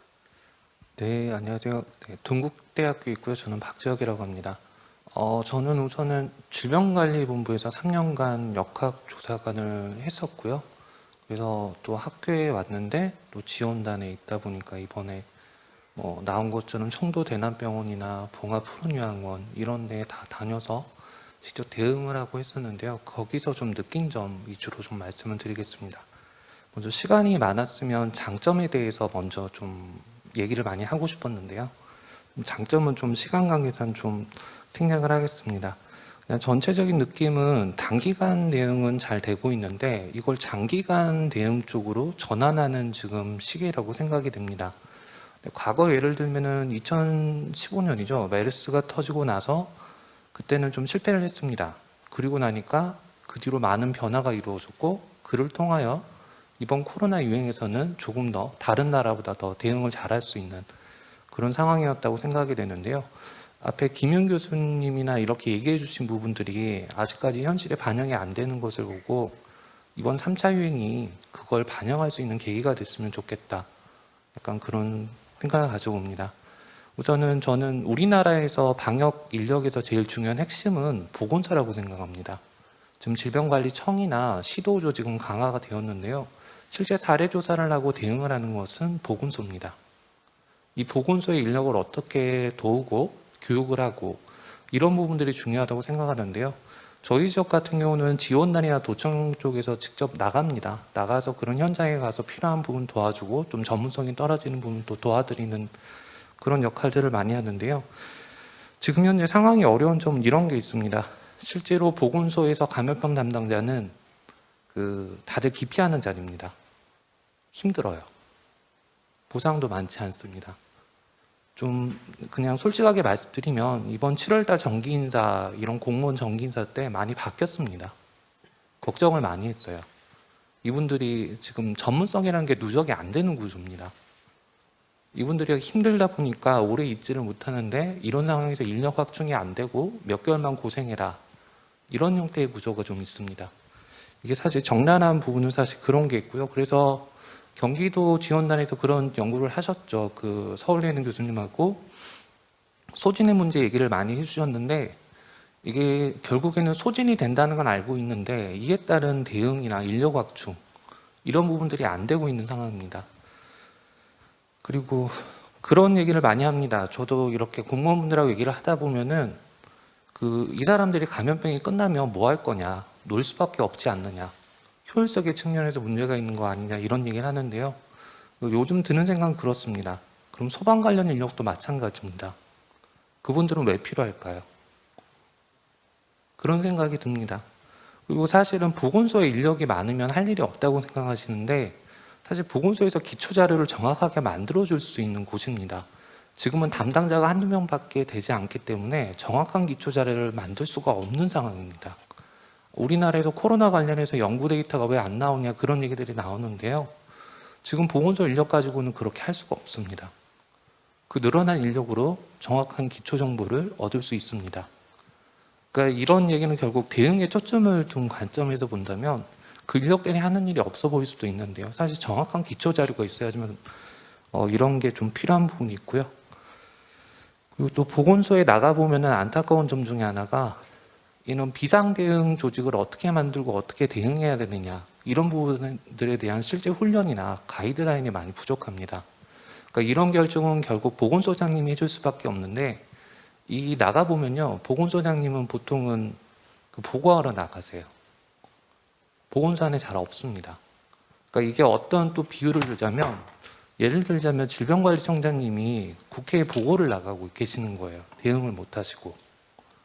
지금 보건소에서 그런 일이 일어나고 있습니다. 그러니까 비상대응 체계로 하려면 보건소장님의 결정이 필요한데 그런 거를 결정해 주실 분은 그 의사결정을 할 수 없는 구조가 지금 되어 있다는 점도 이게 문화적인 측면도 있는데요. 이런 부분은 개선이 필요하다고 생각합니다. 그리고 보건소의 그 법적인 권한이나 지위 문제인데요. 저희 지역에서 경상 같은 경우는 하루에 한 50명 넘게도 생기는데 저는 그쪽 지역에 방문했을 때 그런 얘기를 했습니다. 다른 시군구청에 있는 그런 공무원들을 차출해 달라고. 이건 보건소 인원으로 도저히 할 수가 없다. 외부 인력을 받아야 된다라고 돼 있는데요. 법이나 이런 근거를 보면 이런 총책임자로서 그런 요청을 할 수 있는 근거가 보건소장님에게는 없습니다. 우리나라 보건소가 다른 나라에 비해 없는 자랑스러운 조직인데 아직 좀 취약한 점이 많이 있고 이런 인력 확충이나 이런 부분들이 필요하다고 생각합니다. 네, 그리고 역학조사관 얘기는 저도 지금 역학조사관 교육도 하고 관여도 하는데요. 할 일이 많습니다. 전담할 수 있는 부서나 기관 이제 30명에서 300명으로 늘어났는데 담당자는 그대로입니다. 이거를 누가 관리할 수 있을까요? 그 부분도 많이 안타까운 부분이고요. 그리고 또 다른 얘기인데요. 우리나라만의 모델이 있습니다. 생활치료센터나 뭐 이런 것들 얘기들이 좋습니다. 병상업부나 이런 걸 실제로 하려고 하면은 결국에 다 걸리는 거는 예산입니다. 시도청의 자체 예산으로 하라고 해버리면 시도청에서는 부담이 되는 부분이 많고요. 필요하다면 중간부처에서 이런 예산을 지원해 줄 수도 있다고 생각합니다. 사실 그거 오픈하려면 준비 기간이 또 한 1, 2주 또 걸리기도 합니다. 시간이 많이 걸려요. 그래서 신속한 대응을 하려면 그런 예산 쪽으로도 지원할 수 있는 구조가 좀 필요하다고 생각합니다. 그리고 세 번째로는 개인 방역 수칙인데요. 이것도 마찬가지 얘기인데요. 우리나라는 다른 나라에 없는 좋은 마스크가 있습니다. KF94, KF80이 있습니다. 잘 생각해 보시면 2월 달과 3월 달에는 KF94, KF80을 썼습니다. 지금은 어떤 마스크를 쓰시나요? 덴탈 마스크, 면 마스크도 쓰신다고 합니다. 근데 어떤 마스크가 더 좋을까요? 유행 상황에서. 그런 근거 자료를 만들려면 보건소 기초 자료가 있으면 됩니다. 근데 지금 그게 안 되는 구조예요. 그것까지 요구할 수가 없고 사실 독일의 훌륭한 연구 조직 같은 것도 얘기를 해주셨는데 우리나라도 그렇게 할 수 있습니다. 잘 할 수 있는데 그런 조사를 위한 인력을 논다고 생각해 버리면 그런 자료가 안 나오게 되는 구조죠. 그러니까 그런 쪽에서도 한 번 더 생각을 해주셨으면 좋겠고요. 그리고 마스크 같은 경우도 그러니까 의무가 아니라 지원을 해줘야 된다는 얘기도 해주셨는데 마스크도 마찬가지입니다. 재난지원금 형태로 지원해 줄 수 있습니다. 마스크를 쓰라고만 하지 말고 마스크를 사는 목적으로 지원금을 줄 수도 있습니다. 제 생각에는 조금 더 좋은 마스크를 조금 더 정확하게 써주면 많이 도움이 될 것 같고요. 그리고 미디어에서 보다 보면 놀라는 게 이게 마스크를 코를 보여주는 장면이 미디어에 그냥 나오더라고요. 제대로 안 쓴 마스크 장면이 미디어에서 나오는 게 이게 과연 국민들에게 어떤 메시지를 줄 것인가? 저렇게 써도 괜찮은 거 아닌가? 이런 생각을 좀 할 것 같습니다. 그리고 마지막으로 백신 얘기 때문에 좀 요새 느슨해진 측면이 있는 것 같습니다. 근데 그런 우려를 합니다. 백신이 생기고 나면 오히려 확진자가 늘어날 수 있습니다. 사람들이 마스크를 안 쓰면요. 그러니까 좋은 마스크를 적절하게 착용해야 된다는 메시지는 그 백신을 설령 접종을 한다 하더라도 그거를 꾸준히 관리해 주지 않으면 오히려 확진자가 늘어나는 일이 발생할 수 있을 것 같습니다. 네, 이상입니다. 예, 감사합니다. 아주 생생한 이야기를 현장에 있는 이야기들을 잘 많이 해주셨습니다. 이제 여기 세 분의 토론자 스님의 그 이야기를 들으셨는데요. 이제는 거꾸로 발자하시는 스님은 거꾸로 하겠습니다. 김윤 스님부터 먼저 해주시고 그 다음에 김남순 박사님 해주십시오. 네, 좋은 토론 감사드립니다. 대부분 주신 말씀에 동의하고 두 가지만 말씀드리도록 하겠습니다. 하나는 병상 문제, 또 하나는 보건소를 중심으로 한 역학조사 인력의 문제입니다. 병상 부족은 병상이 부족한 게 아니고 있는 병상을 정부가 체계적으로 동원을 못하는 것이고, 병원들이 코로나 환자 진료를 기피해서 자기 비응급 환자 진료하느라 코로나 응급 환자를 진료하는데 병상을 내놓지 않고 있는 것입니다. 정부가 어떻게 하느냐? 상급종합병원과 국립대학병원의 병상을 현재 가지고 있는 중환자 병상을 10% 이상 내놓도록 하십시오. 그리고 만약에 거기에 응하지 않으면 상급종합병원 지정에서 배제하십시오. 우리나라는 건강보험 진료비에서 매년 1조 5천억 원 이상을 똑같은 진료를 해도 상급종합병원이라는 이유로 진료비를 더 주고 있습니다. 코로나19의 상황에서 국민들이 죽어가고 있는데도 불구하고 자기 병상을 지키기 위해서 코로나 환자 진료를 기피하는 병원을 우리가 상급종합병원으로 지정하고 온갖 특혜를 주고 건강보험 진료비를 1조 5천억씩 가산해 줄 이유는 저는 없다고 생각합니다.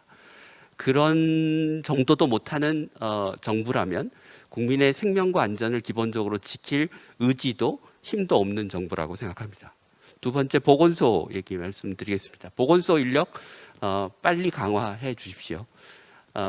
그리고 앞서 토론자분께서 말씀드린 것처럼 보건소 인력들과 역학조사관이 자료에 분석해서 과학적인 방역을 할 수 있도록 해 주십시오.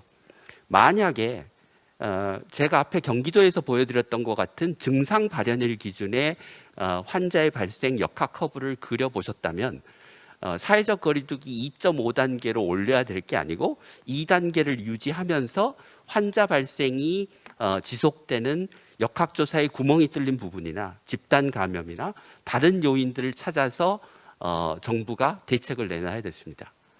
그렇지 않고 단순히 확진자 수만을 기준으로 해서 거리두기 2.5단계를 올린 것은 정부가 현재 주먹구구식으로 방역을 하고 있다는 것이고, 그 근거에는 인력 부족과 전문성의 부족이 있다는 점을 말씀드리고 싶습니다. 예, 감사합니다. 김남순 박사님.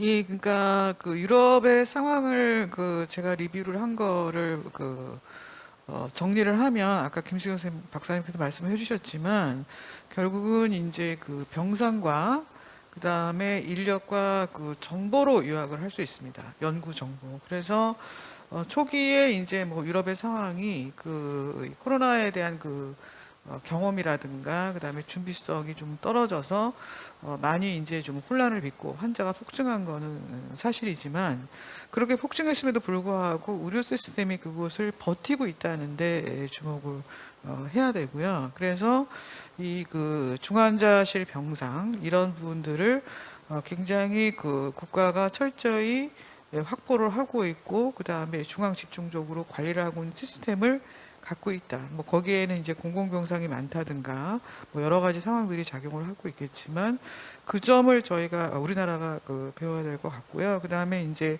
인력 문제도 유럽도 이제 갖고 있었지만 이 환자 폭증하고 이런 그 대응 인력들이 소진되는 문제에 대해서 좀 처음부터 좀 주의를 많이 기울였던 것 같아요. 특히 독일 같은 경우에는. 그래서 이제 학생들을 이제 그 여러 가지 자료 입력이라든가 트레이싱 하는 데 동원을 했었고요. 그래서 그런 부분에 대해서 인력 확보라든가 그다음에 그들의 그 소진이라든가 그다음에 임금 문제라든가 이런 부분에 대해서 매우 전향적인 투자를 했다는 점을 굉장히 유럽의 큰 강점으로 생각을 하고 있습니다. 근데 마지막으로 그 연구 정보 이 부분이 이제 우리나라 이제 보건소에서 아까 박재혁 교수님이 그 입력 이 정리가 안 된다 그런 문제가 있다고 말씀을 하셨는데 뭐 어쨌든지 간에 유럽에서는 이러한 코로나 대응과 유행과 이런 상황에 대해서 많은 그 자료를 가지고 분석해서 이런 뭐 지표도 만들어내고 있고 그다음에 이제 어떤 정책이나 이런 거의 효과도 분석하고 있고 그래서 점점 이 체계를 갖춰가는 그 모습들이 있어서 지금 이제 우리가 K 방역을 뭐 굉장히 잘했다고 자부심을 갖지만 아직도 이제 유럽이라든가 이런 선진국에서 이런 그 특히 의료와 연구 이런 부분에 대해서 상당히 배울 점이 많다. 그래서 이런 것들을 지금 3차 장기 유행 이 상황에서 김민 교수님이 사실 주장하신 공관과 거의 이제 유럽이 그 대처한 분이 맥락이 거의 같습니다. 그래서 그런 것들을 빨리 지금 정책화 시키고 실행을 해야 될 것 같다라는 말씀 드리겠습니다. 이상입니다. 예, 감사합니다. 오늘 여러 가지 우리 지금 K 방역이 갖고 있는 또 이 3차 유행 때문에 오는 여러 가지 어떤 문제들 또 우리 해결해야 될 그런 과제들이 많이 나온 것 같습니다.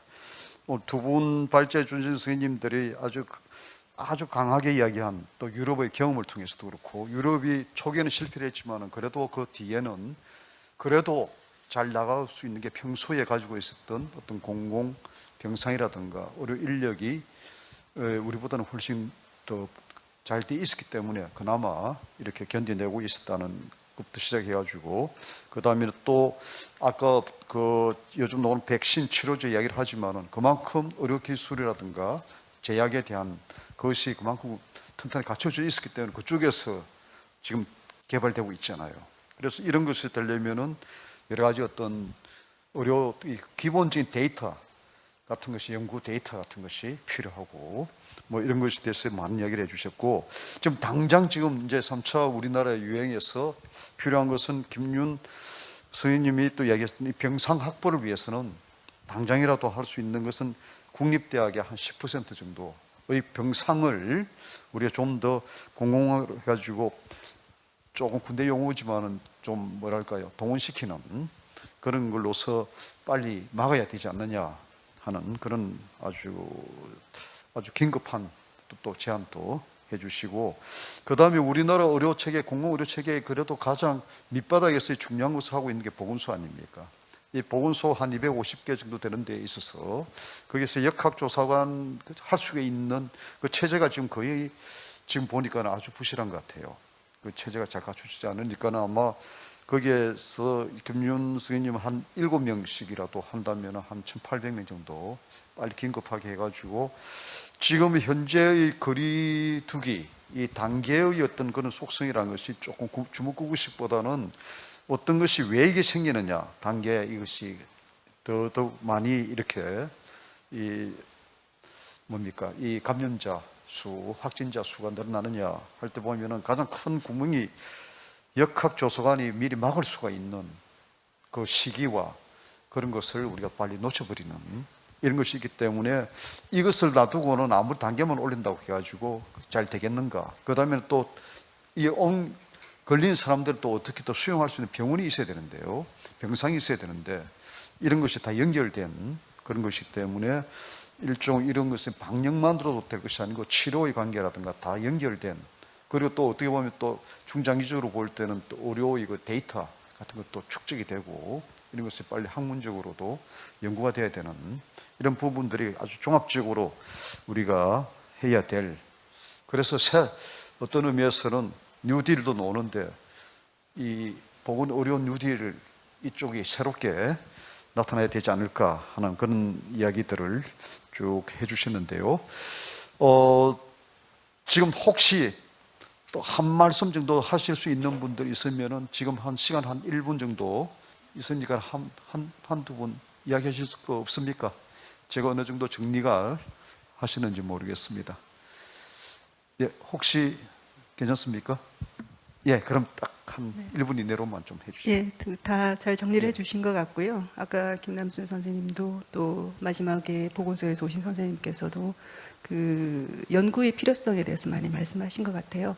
우리나라 R&D 투자가 사실 대부분 다 신약 개발이라든가 백신 개발 이런 부분들로 집중이 되고 있고, 사실 그 부분들의 중요성은 누구도 부인하지는 않습니다만은 이제 코로나하고 관련한 아까 말씀하신 여러 가지 근거를 확보하거나 아니면 어떤 인터벤션이 과연 효과가 있는가에 관련되는 근거를 마련한다거나 아니면 어떤 형평성의 문제, 또 여러 가지 진료의 퀄리티의 문제, 이런 부분들이 코로나와 어떻게 연관되는가에 관련되는 그런 연구에 대해서도 많은 어떤 그 R&D로서의 지원이 좀 필요하지 않을까 생각합니다. 예, 감사합니다. 우리가 뭐 아주 긴 시간 아니지만은 1시간 반 동안에 아주 짧으면서도 아주 지금 아주 시적절한 우리가 이야기를 지금 나누고 있었는데요. 이러한 것들이 사실은 오늘 우리 복지부에서도 우리 실장님도 나오시고 하셨으니까는 잘 전해주셔가지고 이게 빨리 지금 좀 시행이 될 수 있도록 그렇게, 물론 다 지금 되는 것은 아니겠지만은 빨리 할 수 있는 것은 그렇게 함으로써 이 3차 유행의 이 시작 단계를 잘 잡았으면 좋겠습니다. 오늘 두 분의 그 발제해 주신 선생님과 세 분의 토론자 선생님께 정말 감사의 말씀을 드리면서 2020 글로벌 코리아 박람회 제1세션 K 방역과 보건 의료에 대한 이 세션을 마치도록 하겠습니다. 대단히 감사합니다.